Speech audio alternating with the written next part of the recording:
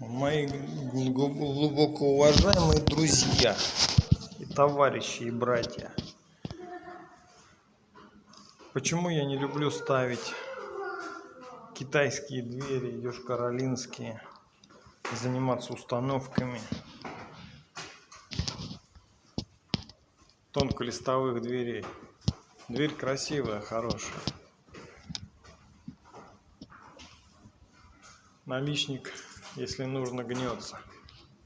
Но это не самое интересное в этих дверях.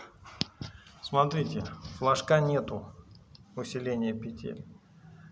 Он здесь не нужен, потому что это тонколистовая сталь.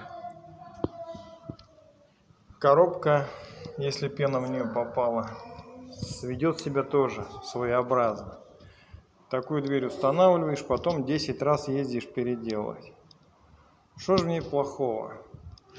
Вот смотрите, дверь установлена, петли смазаны. А теперь пробуем, как она открывается.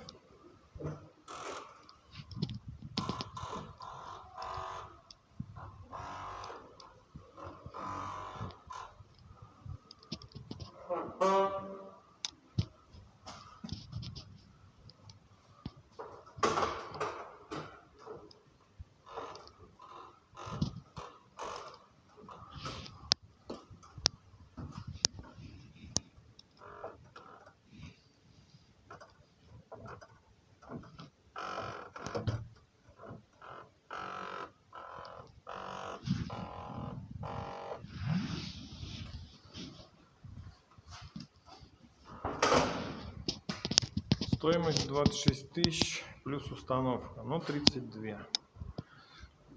Советую вам никогда не покупать подобное говно.